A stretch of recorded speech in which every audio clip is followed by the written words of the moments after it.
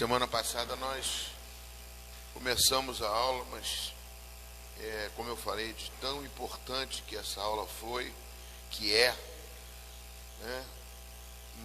E nós resolvemos dar em duas partes. Eu queria, antes de começar, já falar algumas coisas a respeito do curso, né?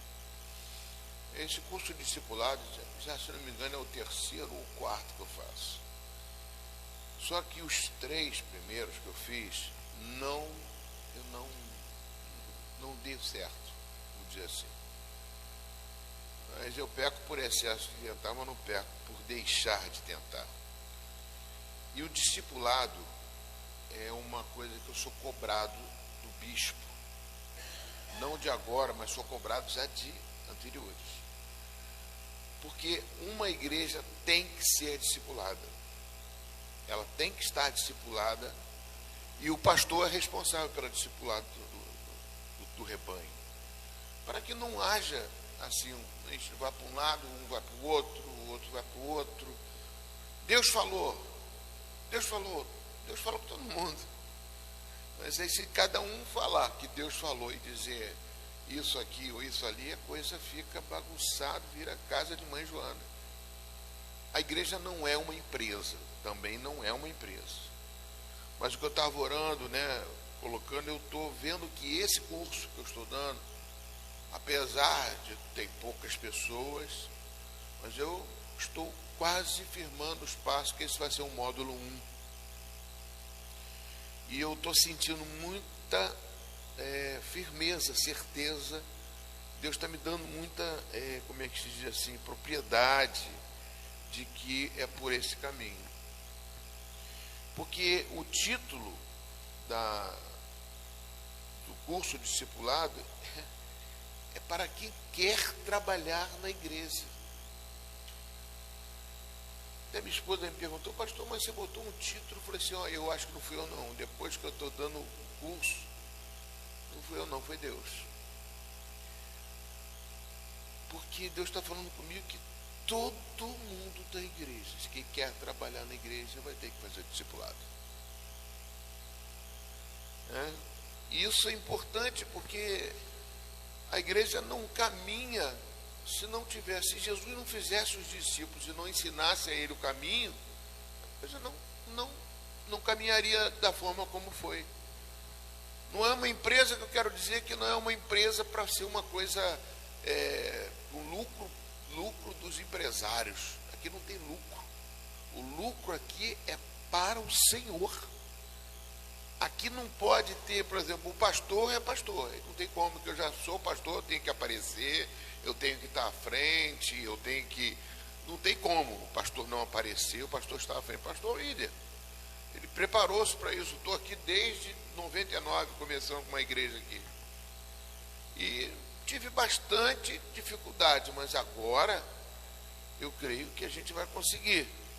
Entendeu? E, como eu falei, todos têm que ser discipulados. Para quê?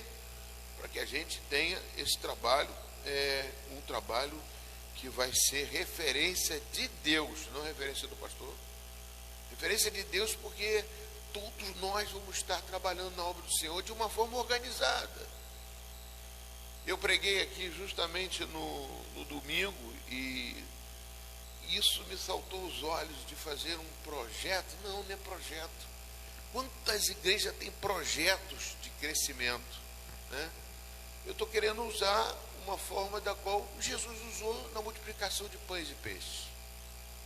O que ele fez ali foi compaixão. A Bíblia diz mesmo, compaixão. Ele teve compaixão por aqueles que estavam ali e não tinham como comer, tinham que sair dali para comer. E Jesus falou assim: não, vamos dar alguma coisa para eles.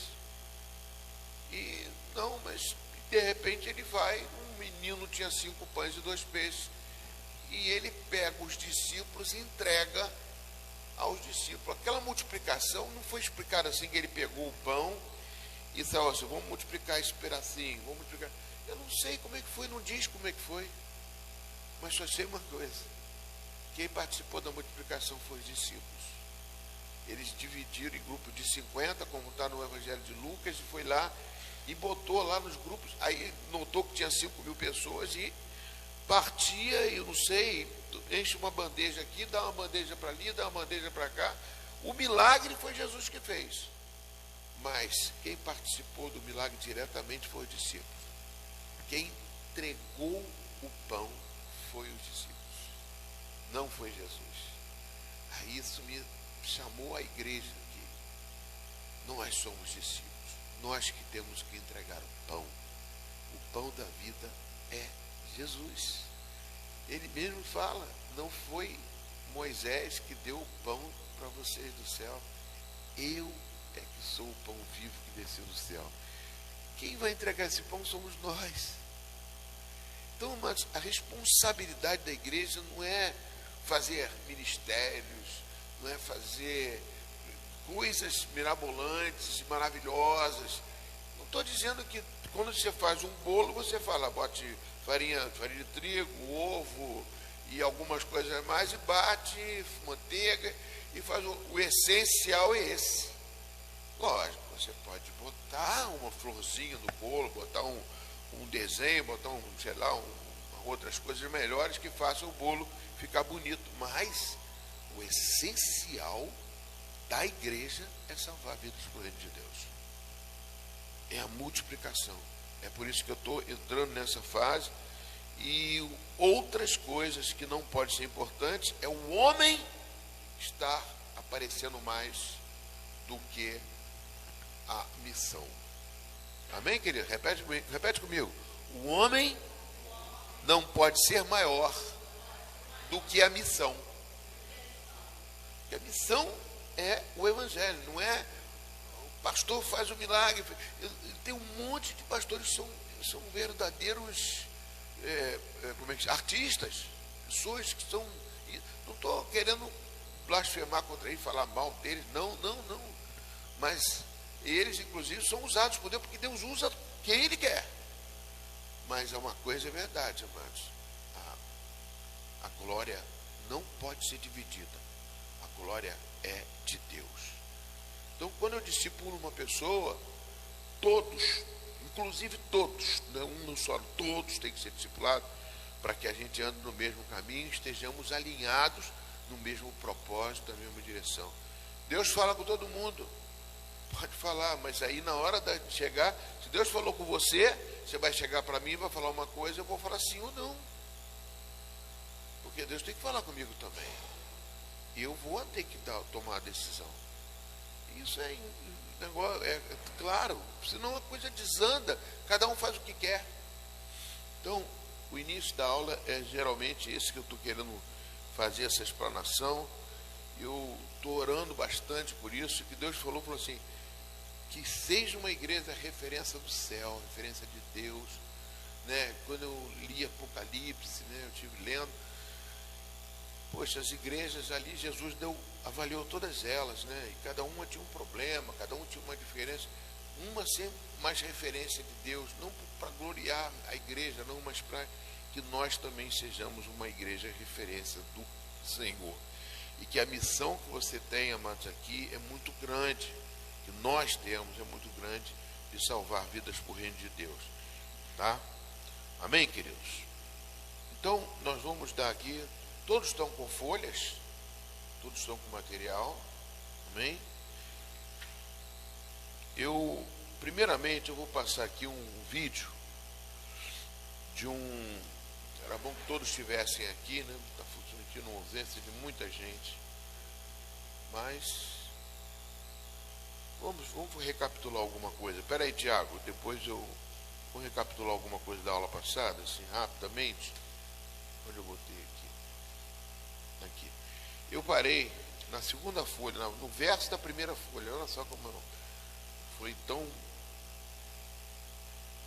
Eu parei aqui em Mateus capítulo 4, versículo 19 a 20. Diz o seguinte: Jesus lhes disse, venham comigo, e eu os farei pescadores de gente, pescador de homens, na outra versão. Então eles deixaram imediatamente as redes e o seguiram. Mateus 4, 19 a 20. Fico pensando, aí eu botei aqui, conduzir pessoas à salvação é a tarefa mais básica de um discípulo. É aquilo que eu falei do bolo. Bolo, tudo bem, pode ter um monte de coisas bonitas, mas a base, se eu vou fazer um dia de saúde, a base é conduzir uma pessoa para Jesus. Então, conduzir pessoas à salvação e não é só levar para Jesus, não, para levar para a salvação, salvar essa pessoa. E a tarefa mais básica de um discípulo. Então, isso aqui vocês podem escrever mesmo, tá? Vai ficar sempre falando isso. Fico pensando que essas palavras significaram na mente daqueles pescadores profissionais. Eles estavam impactados com o milagre da grande pesca que precedeu o convite, mas não deixaram tudo para trás por uma proposta vazia ou pela empolgação de um momento. Ainda que não compreendessem tudo, entenderam que dali em diante teriam que viver em função de trazer outros homens para o reino de Deus. Vamos parar aqui um minutinho, que eu falei uma coisa aqui que eu acho que eu tenho que frisar bem para vocês, né? Eles ficaram impactados com o milagre. Quem não fica impactado com o milagre de Deus, amados? É uma coisa maravilhosa. Poxa, de repente eles pescaram a noite toda e não pegaram um peixe. Pescadores profissionais, aquilo ali tocou no cerne da vida deles, no pão, no ganha-pão do dia deles. Aí você traz para o seu ganha-pão o dia que você não consegue ganhar um dinheiro, o mês fica sem dinheiro, como é que fica a sua vida? Uma luta tremenda para você comprar alguma coisa, uma promessa que você fez para o filho, uma coisa que você precisa comprar, até mesmo dinheiro para você. Então você, de repente, você olha aquilo e você vê que eles verem aqueles peixes se multiplicarem, aquela quantidade de peixe, muito peixe ali naquele lugar. Poxa, eles ficaram impactados. E impactados de uma tal forma que pode gerar o quê? Empolgação. É isso que a igreja se apega muito, a empolgação. A pessoa vê o milagre, a pessoa, de vez de pegar o cerne da coisa, o que Jesus, mais importante Jesus falou, a pessoa pega as coisas que são mais superficiais e visíveis. Eu nunca me esqueço, né, quando começou o computador, a gente trabalhava com IBMzinho, eu trabalhava com IBMzinho, depois passou para o outro, depois veio o computador torre, na torrezinha e tal. Quando começou o computador, começou a se trabalhar no software, né, nos programas. Eles eram tudo escrito. O que eles botaram? Amém? É a segunda folha, só parei, só li o primeiro parágrafo aí. Eles fizeram ícones. Os íconezinhos, aquele lá em cima, quando você clica, você já sabe o que é salvar, já sabe o que é isso, já sabe aquilo.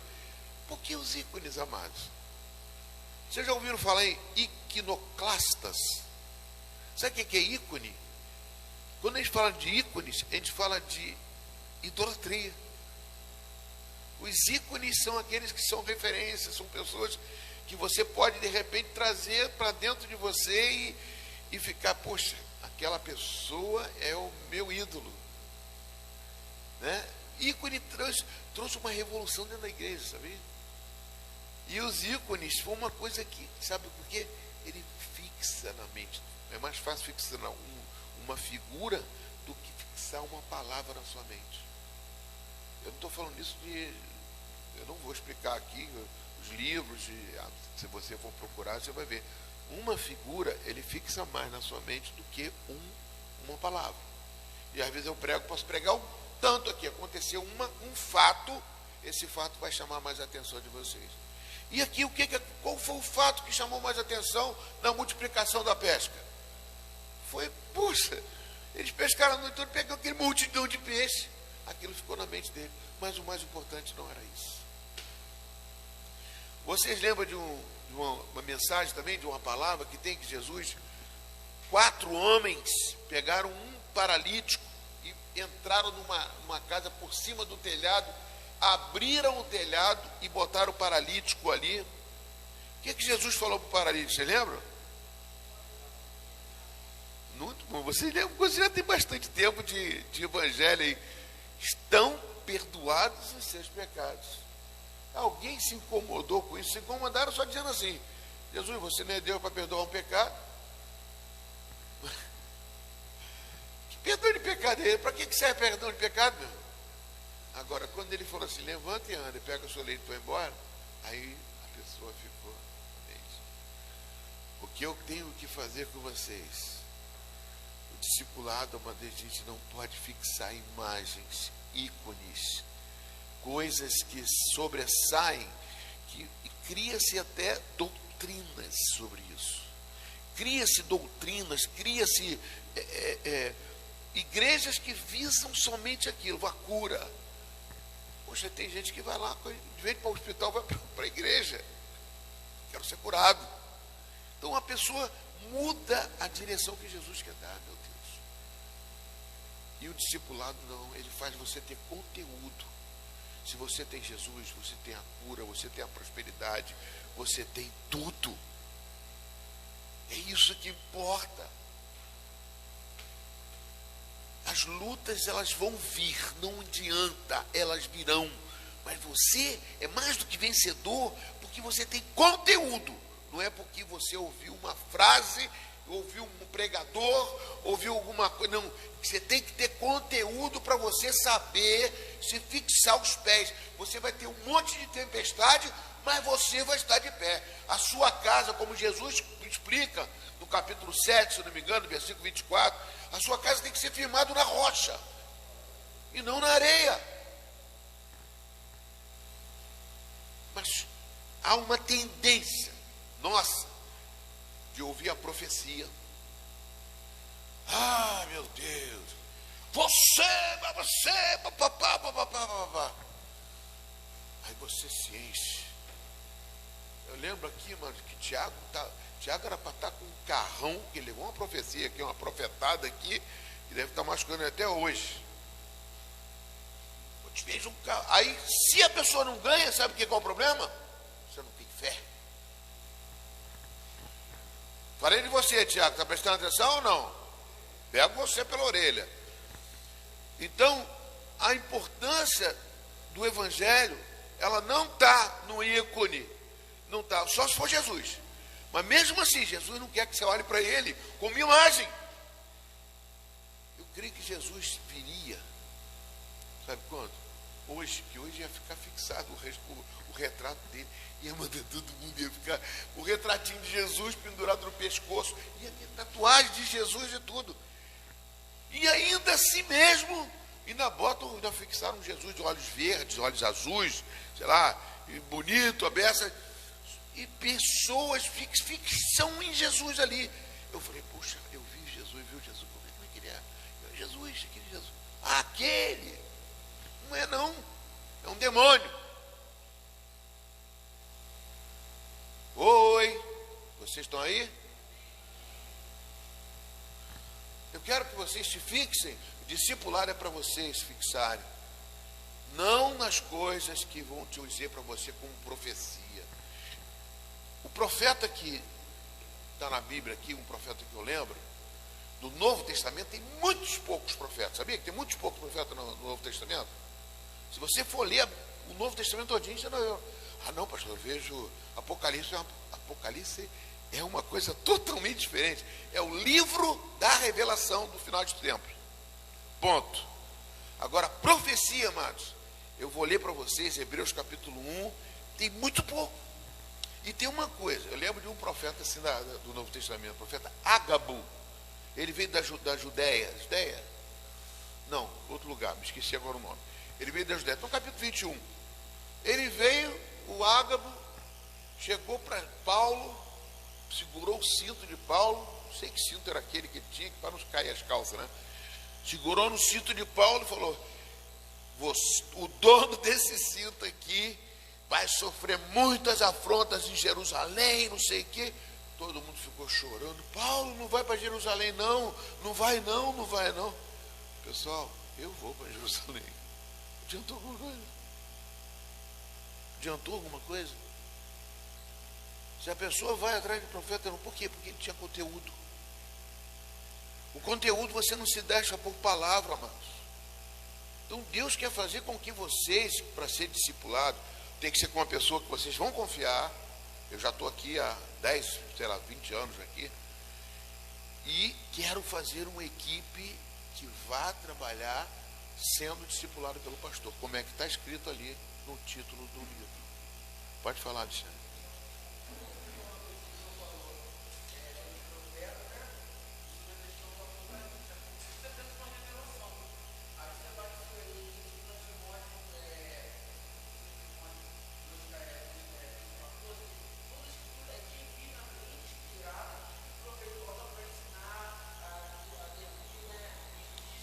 Exortar, isso aí.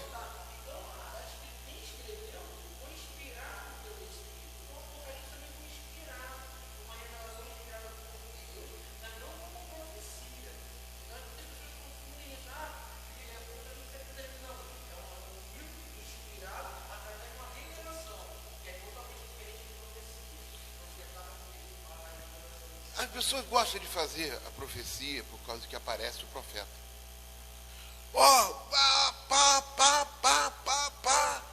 Eu não estou dizendo. Aí no final, eu não disse, eu não falei. Abra sua Bíblia em Hebreus capítulo 1.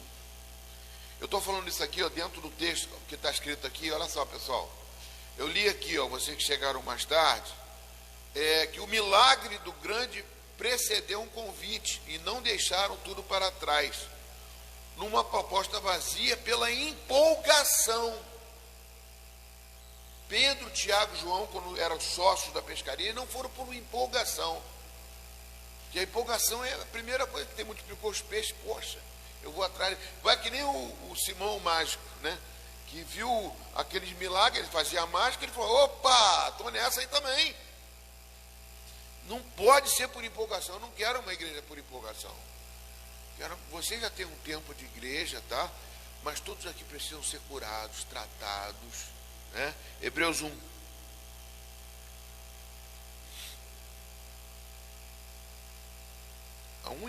De 1 até 4. Acho que eu botei no meu negócio aqui. Poxa, estou perdendo. Capítulo 1, versículo 1. Eu botei aqui e não estou lendo. Olha só.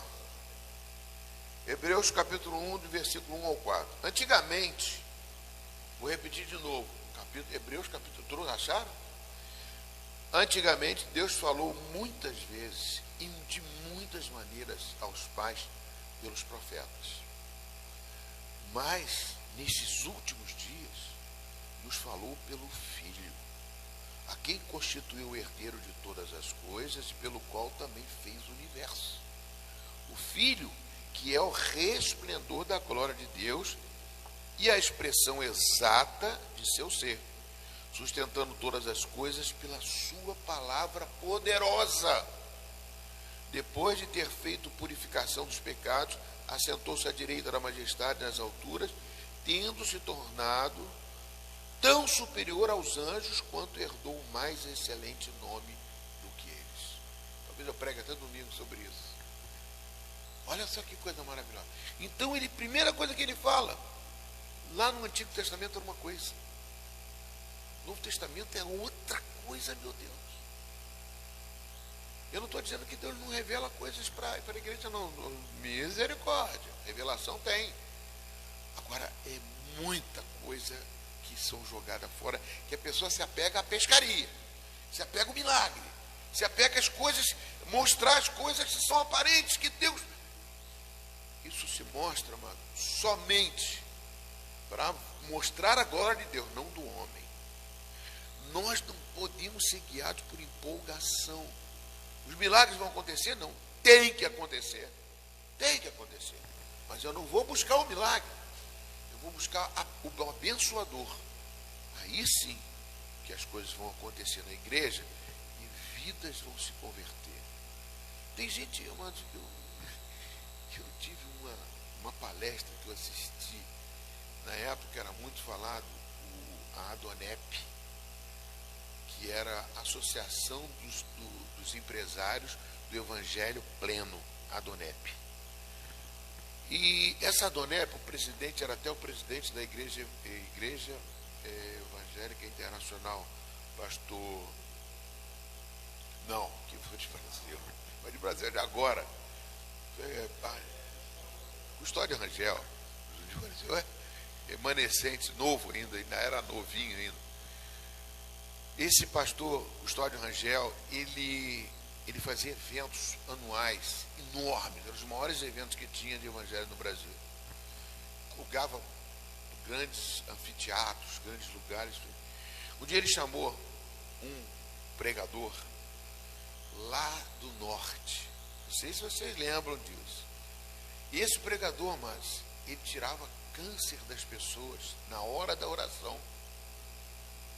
Não, que vomitar. Eu não sei se eu tenho vídeo.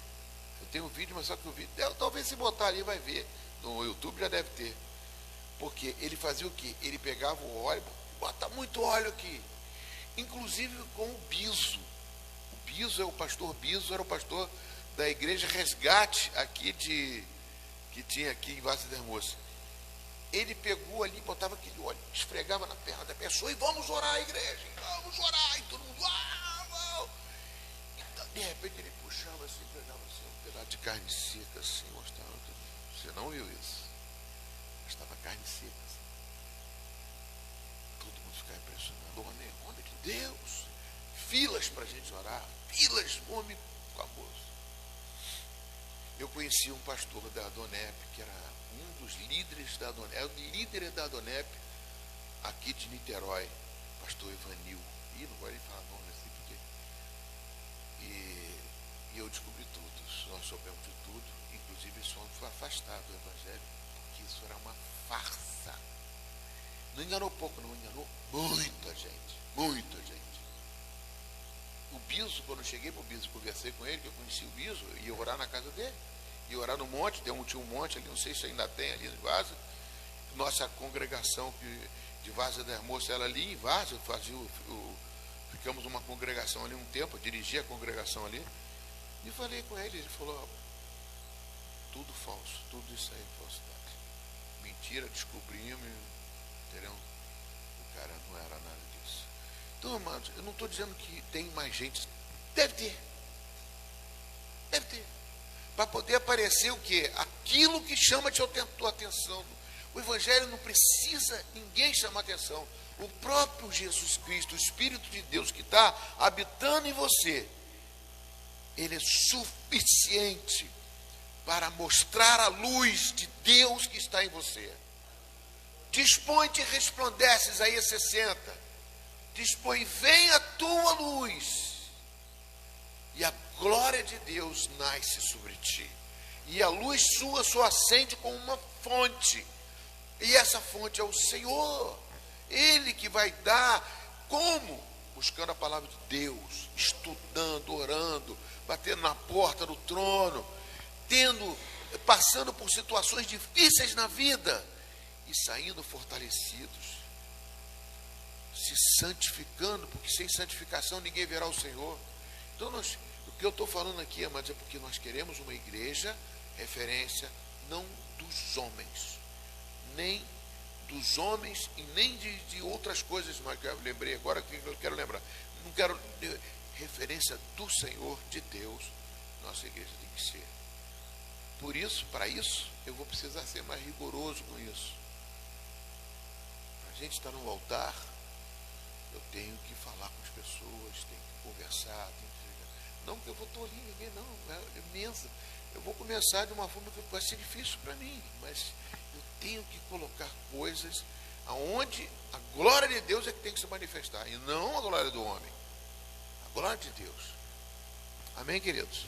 Espero que seja bem claro, está gravado, vou botar isso aí para pessoas ouvirem, em nome de Jesus. Então aqui, amados, esses homens que estavam aqui, eles, olha só, eles eram pescadores, mas eles não se deixaram levar por empolgação, né? Está na folha, no verso da primeira folha. Não se deixaram levar por por trás de uma proposta vazia ou por empolgação de um momento. Ainda que não compreendessem tudo, eles entenderam que dali em diante teriam que viver em função de trazer outros homens para o reino de Deus. É fundamental isso, amados. A nossa missão é fazer discípulos. E fazer discípulos que vão fazer outros discípulos. Essa é a maior missão. Deus vai te usar. A pessoa está doente, você vai orar, ela vai ser curada. Você vai acontecer um milagre. Mas a missão não é fazer o milagre. Pô, claro, esquece. Não, você vai ter que treinar essa pessoa para que essa pessoa continue na presença do Senhor.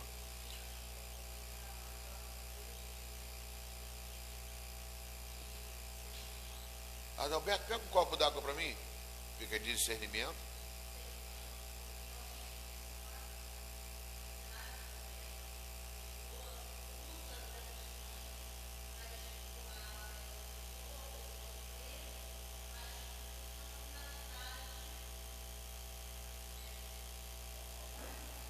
Uma finalidade que não é a finalidade proposta por Deus. São finalidades que são outras de aparecer, de fazer, de acontecer. Eu não vou dizer que eu não fiz isso não, irmão. Eu já fiz isso. Eu estou fazendo uma remodelagem de todo esse discipulado, porque é uma coisa que é fundamental para a igreja e para vocês que são igreja do Senhor. Fico pensando, vamos lá. A vida de um pescador era como em nossos dias uma vida de esforço e sacrifício. Após ser treinado junto, mais experiente, ele deveria se aventurar em os perigos inimagináveis do mar e a rotina do trabalho paciente. Sair de casa de madrugada com a obrigação de trazer, na forma de uma rede cheia de peixe, a provisão para a sua família. Exigia dele profundo compromisso. Às vezes, como ocorrera, né? Antes do milagre feito por Jesus, a frustração de uma noite sem resultados precisava ser superada, para que no dia seguinte dar lugar a uma nova tentativa. Afinal, um pescador não sobrevive sem pescar. Aqui, o autor está trazendo para a gente que é uma forma da qual a preocupação de um pescador, o que Jesus fez que impactou aquele homem?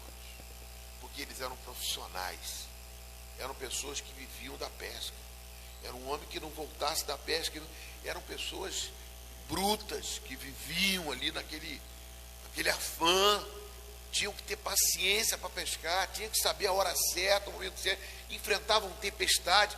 Então, isso não está escrito na Bíblia, mas isso serve de referência para a gente, que vocês são sofredores também.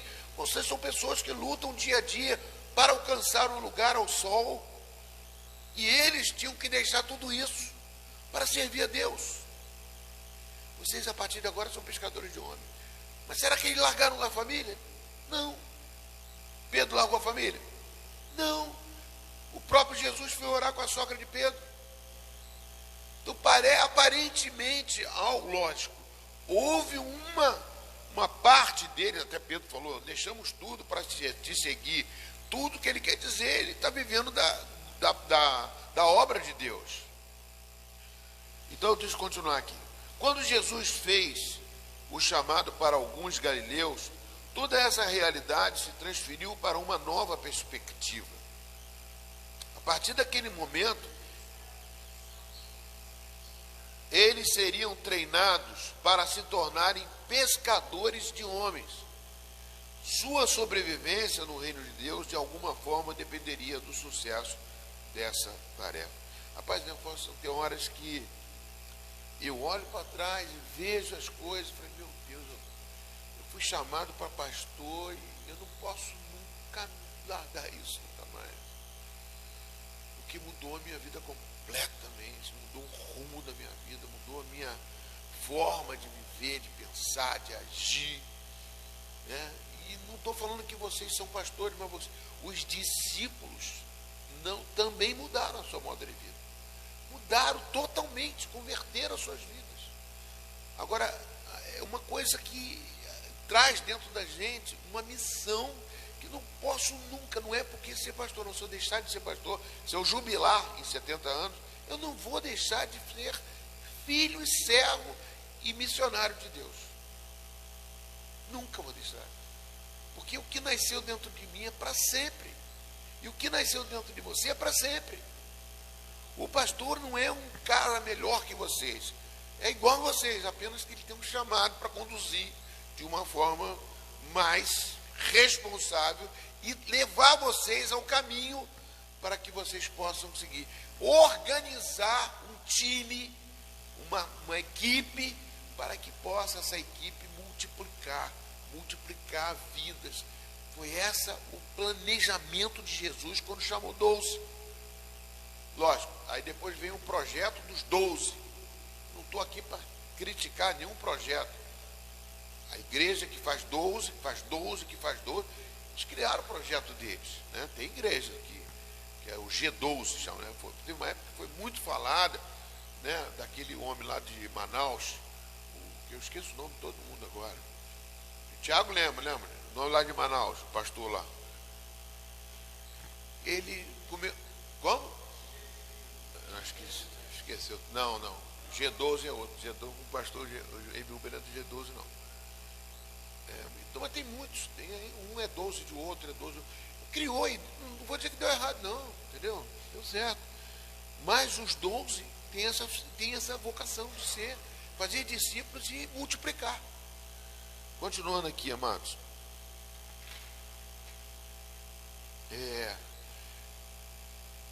Onde eu parei? Quando Jesus, César Castelhano foi fora, e esse é o discípulo dele, o 12 dele, foi um de Manaus, que até hoje tem. Que pessoa criticava ele, que ele descia de helicóptero até lá para pregar. Eu já peguei muita coisa, mas tem 30 anos de evangelho, não é fácil não. Quando Jesus fez o chamado para aqueles galileus, toda essa realidade, já li isso aqui, né? Como já vimos anteriormente nestas aulas de discipulado, desde o início, o propósito daquela equipe, como já vimos anteriormente nestas aulas de discipulado, desde o início, o propósito daquela equipe. O relato bíblico é exatamente o seguinte: portanto, vão e façam discípulos de todas as nações, batizando em nome do Pai, do Filho e do Espírito Santo. Mateus 28, 19. Está claro que a finalidade daquela convivência era capacitá-los para irem e salvar pessoas, libertando-as do poder das trevas e deste mundo tenebroso. Então, a prioridade, amados, de anunciar o Evangelho, convertendo homens e mulheres ao reino de Deus, era mais que um ensino dos lábios de Jesus, ou uma meta escrita num quadro negro. Vamos parar aqui. Tiago, vê se você consegue botar na... Eu vou só para distrair um pouco para a gente... Eu bebi uma água aqui também. Essa água é muito gelada. A garganta está quente, eu não estou gripado, é mesmo. Eterno. Cara, como é que eu estou esquecendo desses... Homem de Deus, eu não falo mal desse homem, não. Já salvou muita gente.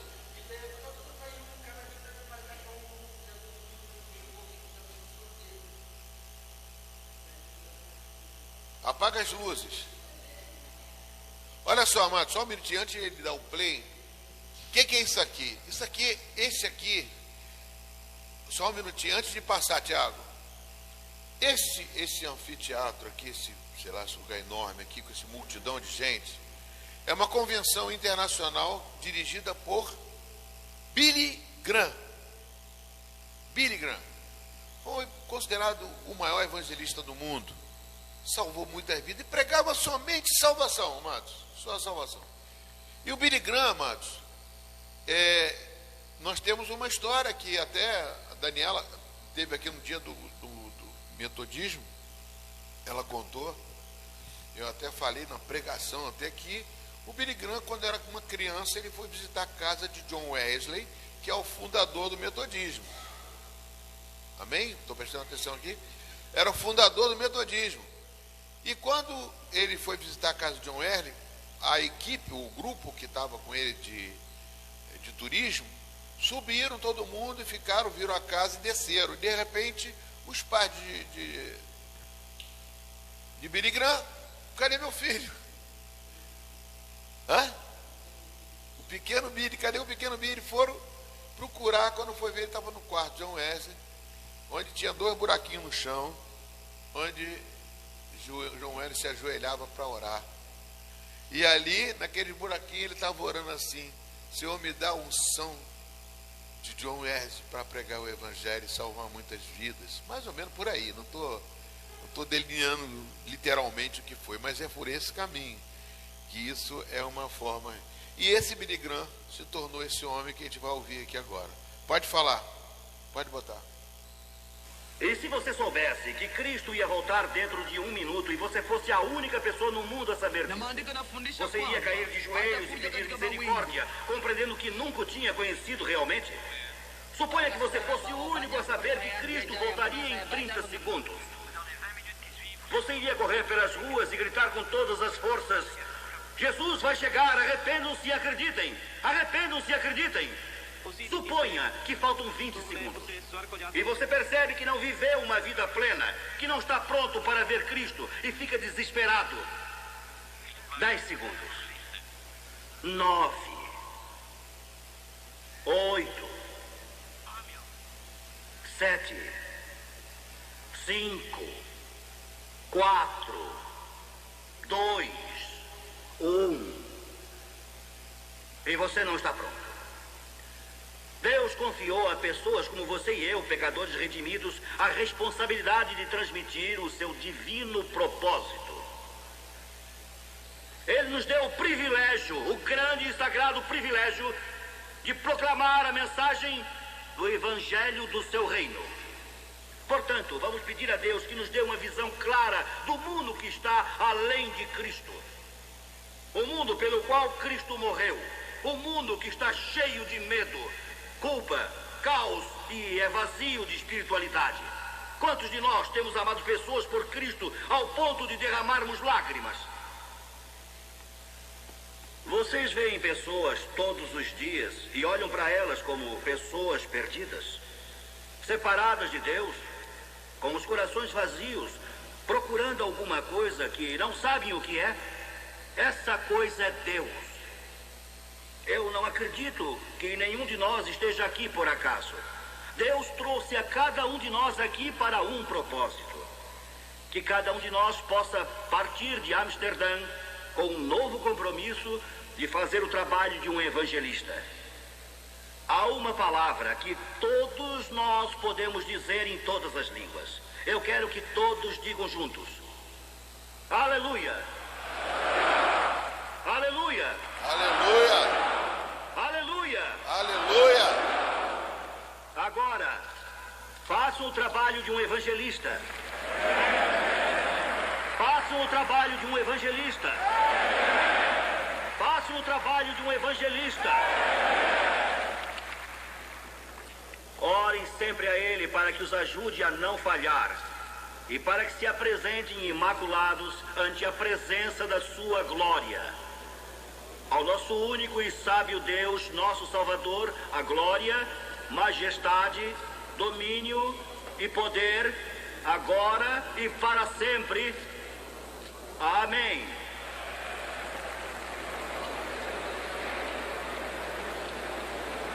Pode passar, deixa aí, chegar ao final aqui, ó. Conferência Internacional. Isso foi uma conferência real, tá, amados? Eu não lembro do ano aí, eu não lembro, mas é bem antiga, preto e branco.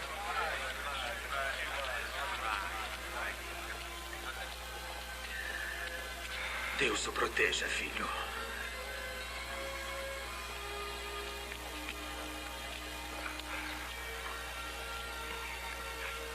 A ti também. Um encontro tão forte, o nosso é que precisamos meditar para aprender. Não vamos nos encontrar mais até... Eu vou orar por Timothy.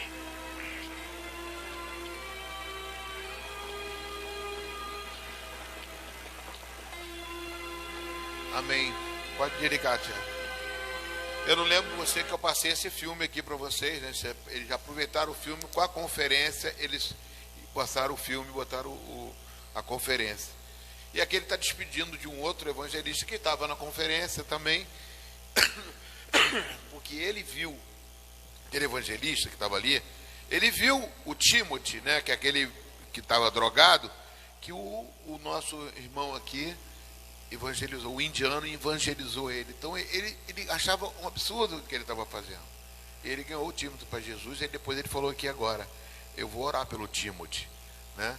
Ou seja, isso é discipulado. Ele estava vendo o trabalho de um discípulo, de um evangelista, durante a conferência internacional, nos períodos vagos, ele estava salvando uma vida. Essa é a missão sua, é a missão minha, amados. Salvar vidas por reino de Deus. Oi? Na conferência? Aquela época, amados, você preparou uma coisa que eu não... Era bastante tempo atrás, entendeu? Devia ter mulheres também, mas era muito mais homens que estavam à frente das igrejas do que mulheres, né? Era bem mais homens. Hoje em dia foi essa abertura, e graças a Deus por isso, porque Jesus fez, mas devia ter mulheres também. Eu não lembro bem, ele não deu, a conferência não só focalizou homens, pelo que eu vi, né? Mas talvez devia ter uma ala de mulheres, ala de homens, alguma coisa. Focalizaram mais o artista que estava fazendo o filme, entendeu? Mas o mais importante não é isso. O mais importante é a gente apegar na situação de você ver como é importante ter isso dentro de você. Não de vir à igreja, não de estar na igreja, não de estar na igreja, tem que ter, na casa de Deus, mas de você ter essa sede de salvar uma vida. Isso que eu tenho que fazer com que vocês tenham dentro de vocês.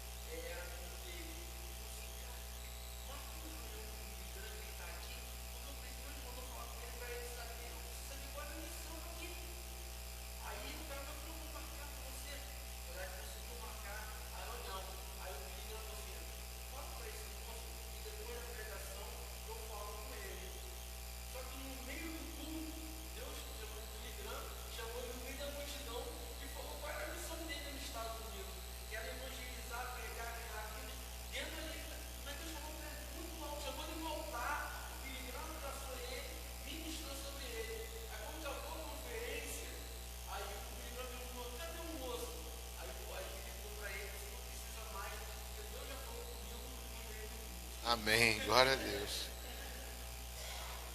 Então, amados, voltando para essa ênfase importante de a gente ter dentro de nós, né? Eu confesso, eu tenho isso dentro de mim. Eu tenho, não para me gloriar, não, glória de mim não tem glória nenhuma, porque eu sinto isso dentro de mim, eu sinto alguma coisa, né? E saindo com o dia com o Gabriel, isso foi um testemunho que nós temos aqui. O rapaz que domingo passado veio aqui à frente, o Márcio, eu e Gabriel, sozinhos, evangelizando, e por acaso ele soltando pipa, e nós nos encontramos e falando com ele. Falta o quê? Falta discipulado ainda para aquele garoto. Falta acompanhar ele. Mas eu digo que ele não é um jovem, Gabriel, ele é casado, tem filhos. Então eu já falei com o Eduardo mesmo, fala com o Eduardo, fala de novo. Eduardo, você é responsável para acompanhar esse garoto, hein? Ele te abraçou aqui na frente. Então, nós temos que não só pregar o evangelho e salvar, nós temos que acompanhar. A Liene e eu tenho acompanhado, e também tem outros acompanhando.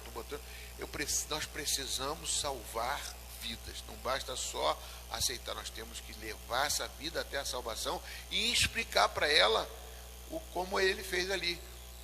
eu vou orar pelo Timothy, e com certeza aquele rapaz ali, o senhor ali, ele vai ser, mudou a vida dele.